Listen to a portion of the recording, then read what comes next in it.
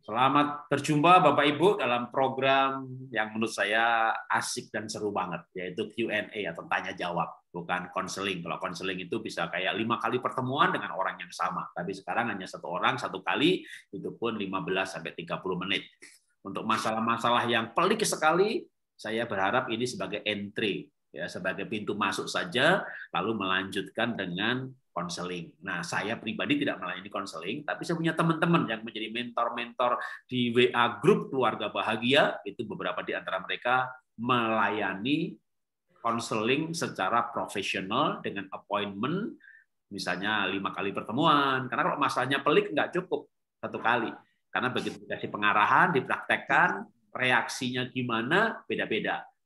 Istri punya masalah dengan suami, kasih saran begini, wah tambah berantem, oh tambah baik. Nah jadi maka perlu sekali, 2 kali, 3 kali sampai tuntas. Itu namanya konseling. Nah kalau kita namanya Q&A, tanya jawab. Tapi saya berharap pertanyaan ini menjadi hikmat.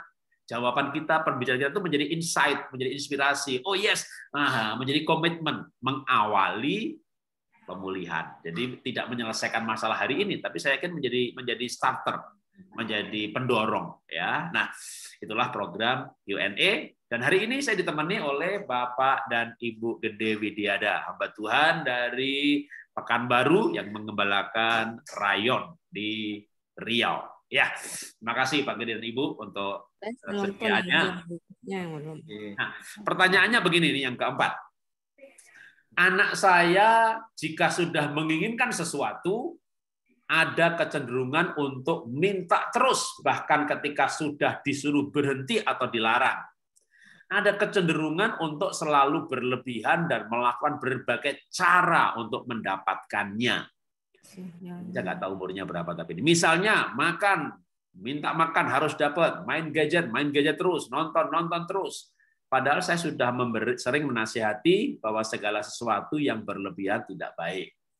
Bahkan sering saya kasih hukuman, saya pukul jika dia terlalu sering melanggar. Tetapi cuma kapok sesaat, nanti dilakukan lagi. Pokoknya anaknya masih kecil ya, karena masih dipukul ya. Main gadget, minta makan, kalau minta ngotot harus dipenuhi ya. Saya sangat khawatir dengan masa depannya jika dia tidak bisa mengendalikan dirinya sendiri dalam hal, karena saya sebagai orang tua sangat terbatas dan tidak bisa selalu mengawasi dia. Jadi gimana membuat anak bisa dewasa, bisa mengendalikan diri atau menguasai diri. Oke, itu pertanyaannya. Ya, silakan Bapak dan Ibu Gede. Ya, makasih Mas Jarod. Jadi kalau menurut kami, ini pengalaman kami juga nih dengan anak-anak kami, bahwa di keluarga kami itu kami membuat peraturan ya secara tertulis kepada seluruh anggota keluarga, termasuk juga kepada anak-anak.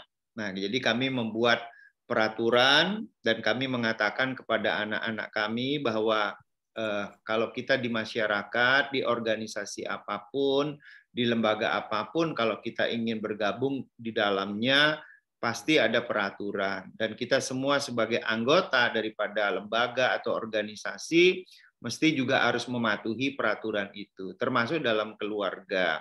Kan organisasi yang paling kecil adalah keluarga. Nah, jadi kami membuat satu peraturan. Nah, contohnya begini ya, waktu anak-anak masih kecil bersama-sama dengan kami buat peraturan. Contohnya, setiap anggota keluarga wajib melakukan saat teduh di pagi hari. Ya, kami mengajak anak-anak bersaat teduh, mereka berdoa, memuji, menyembah bersama dengan kami, kemudian baca Alkitab, baca firman Tuhan gitu.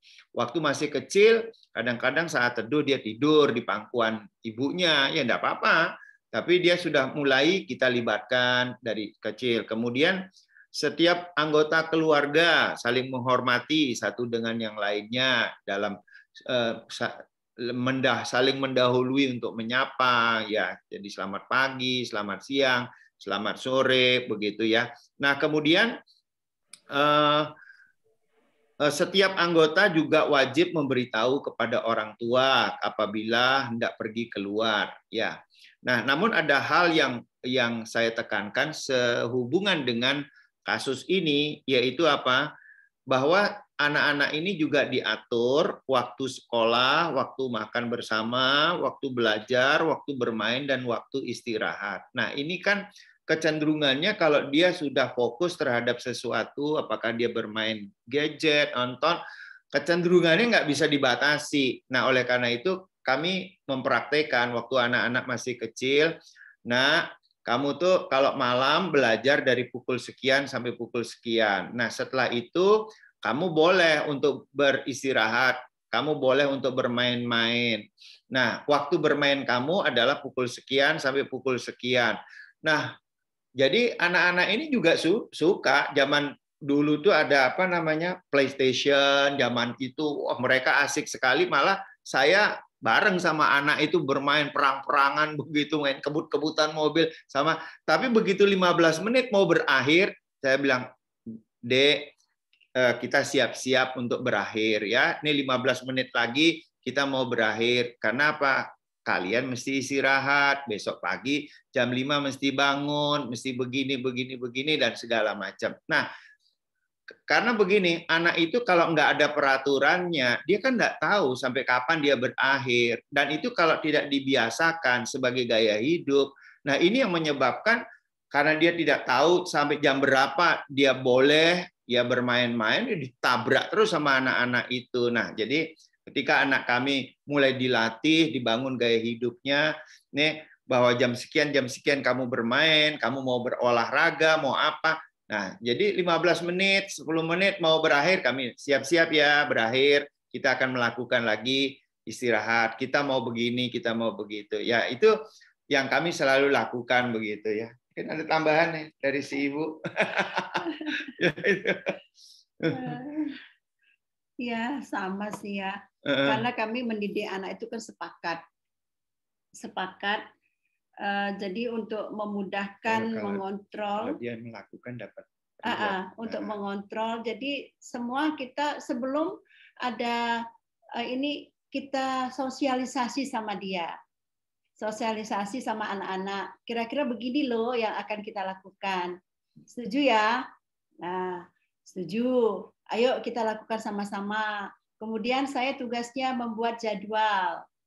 Dan setiap perilaku dia yang baik sesuai dengan sosialisasi sebelumnya, tata tertib tadi, kamu akan mendapat reward. Maksudnya saya isi stempel bintang.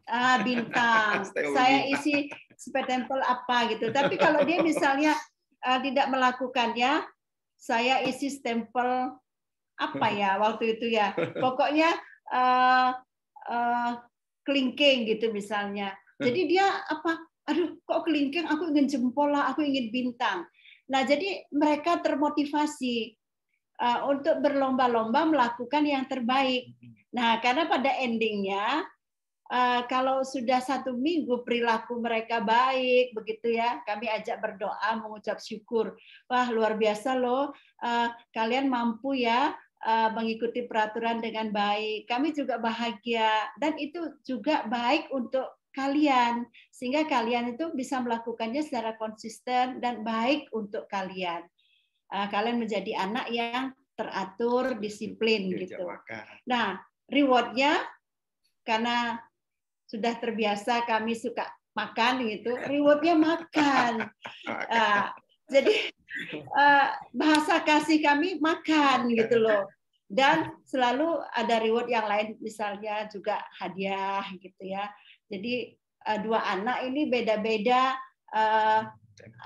temperamennya. Kalau yang besar itu rewardnya dia suka hal-hal yang santai-santai lah, tidak terlalu apa aja bolehlah. Yang penting ada gitu. Kalau yang kecil, kalau dikasih reward, dia bilang aku harus ini ya. Ya, capailah bintangnya dulu dengan lebih baik. Kamu akan mendapat. Jadi semua semangat begitu. Nah, itulah cara kami membatasi perilaku anak terhadap kesukaannya, aktivitas yang menjadi kesukaan dia, supaya tidak makan terus, tidak main terus kan. Tuhan kasih waktu dan kita harus mengaturnya, Nak. Saya bilang gitu. Semua kehidupan kita harus dipenuhi sesuai dengan waktu yang ada. Sehingga kehidupan kita seimbang. Nah, itu dari kecil kami suka apa-apa sosialisasi dengan penjelasan sehingga mereka mengerti gitu. Terima kasih. Wah, ini pasti Ibu ini guru sekolah minggu ini. Karena kalau guru sekolah minggu kan biasa ya ngasih anak-anak yang bisa ayat hafalan, kasih cap bintang. Datangnya paling pagi, kasih cap bintang. Tapi jujur itu juga yang kita lakukan loh. Saya 12 tahun jadi guru sekolah minggu. Istri saya dari kelas 3 SMP udah jadi guru sekolah minggu. Istri saya kan pendeta ya. Jadi itu sama loh. Kita tuh punya reward seperti itu. Lalu tadi memang ini ending terakhirnya ya tadi anak itu kan beda-beda ya bahasa cintanya. Jadi kalau anak kami misalnya ada yang senangnya tuh kalau hari Sabtu, karena kita emang kebiasaan itu Sabtu, kalau Minggu nggak sempet ya, hari Sabtu tuh ke mall, lalu kalau waktu anak masih kecil ya main dingdong, main di di tempat game tuh, di tempat PlayStation. Nah itu kalau yang bintangnya banyak nanti dapat koinnya banyak. Jadi dikonvert dengan koin. Jadi kalau yang nakal, nggak bikin PR, apa segala macam ya koinnya sedikit. Jadi akhirnya mereka perilakunya dihargai. Nah, mungkin ada juga yang bertanya dengan pemberian sistem reward begitu nanti apa anak nggak salah motivasi? Ada waktunya ya Bapak Ibu ya, terutama umur 6 sampai 10 tahun. Dan itu masa nggak bisa diulang. Kalau SMP SMA kita udah nggak bisa lakukan reward lagi karena reward and punishment itu short term sampai anak punya cita-cita, sampai anak punya tujuan hidup. Nah, tapi reward and punishment ini untuk membentuk pola, sampai atau membentuk kebiasaan karena mendidik berarti melatih kebiasaan sampai kebiasaan menjadi karakter. Jadi tidak usah mempertanyakan misalnya reward and punishment nanti anak salah motivasi gimana. Yang penting masalahnya selesai dulu. Yang bodoh jadi pinter, yang nakal jadi baik, yang malas belajar jadi rajin. Jadi masalah-masalah ini selesai. Nanti soal motivasi percaya saya bahwa itu bisa diluruskan ya ketika anak semakin dewasa sesuai dengan usianya dan ada modul berikutnya yaitu menanam anak cita-cita. Jadi supaya anak punya tanggung jawab kalau kamu belajar, kalau kamu pinter, mama bangga. Ya, jadi anak pinter, biar mama bangga. Ini diucapkan berulang-ulang. Lama-lama anak mikir, oh sekolah itu buat kepentingan mamahnya, biar mamahnya bangga, gitu ya. Lalu anaknya mikir, kapan ya saya hidup untuk diri saya sendiri? Saya mau happy, mau main game, gitu ya. Jadi hati-hati dengan kalimat. Nah, kalau kamu pinter, masa depanmu luar biasa. Kalau kamu pinter, kamu disenangi teman. Gitu. Kamu pinter, kamu punya cita-cita apa? Pengen jadi dokter, tercapai. Nah, jadi anak diajari nanti punya cita-cita. Cita-cita itu atau tujuan hidup, ya kalau istilah kerennya gitu, untuk orang dewasa itu namanya purpose-driven life. Tapi untuk anak-anak kan bahasanya beda.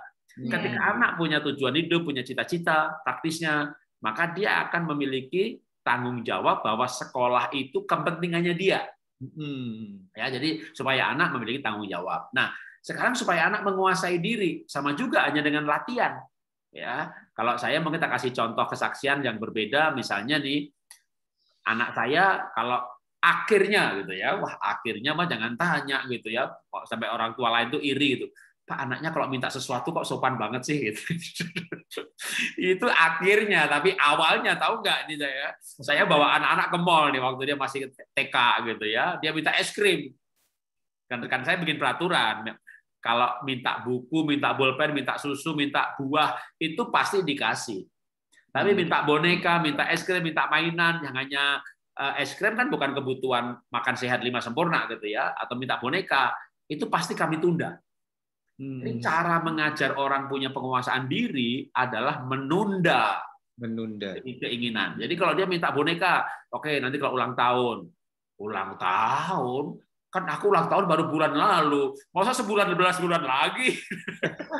Ya udah, kalau kamu naik kelas 3 bulan lagi dan nilainya rata-rata di atas sekian, jadi dia minta kita minta gitu. Jadi nanti dia juga akan menghargai barang itu diperoleh dengan susah payah. Tapi yang paling utama adalah menunda. Orang itu kalau bisa menunda, berarti bisa menguasai diri, menunda keinginan. Ya, menunda.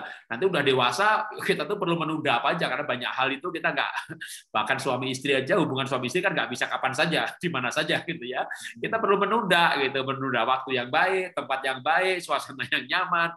Menunda itu penting. Nah, maka ini kembali ke cerita, anak saya minta es krim. Waduh, karena nggak saya kasih, gulung-gulung di mall, nangis gulung-gulung di mall. Ya saya tetap nggak berikan, karena anak itu punya senjata. Kalau ada tamu, saya minta es krim, nangis, nanti orang tua malu, pasti dikasih. Jadi begitu ada tamu, nangis. Begitu ada tamu, minta. Gitu. Jadi saya nggak akan kasih, walaupun ada tamu atau di mall. Nah, repotnya nih, ketika ada lagi nangis anak-anak gulung-gulung di lantai, di mall nih, ada jemaat lewat, Shalom Pak Jarod, Shalom. Itu anaknya, iya.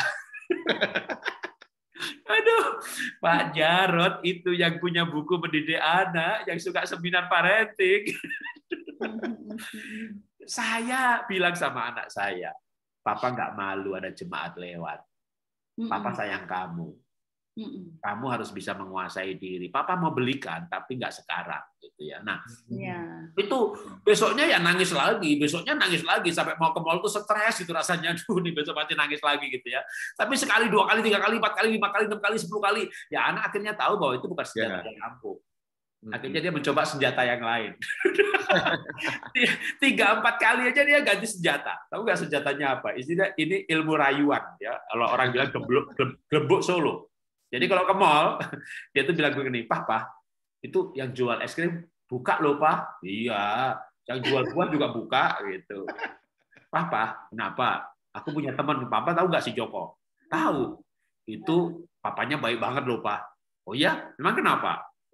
Suka beliin es krim.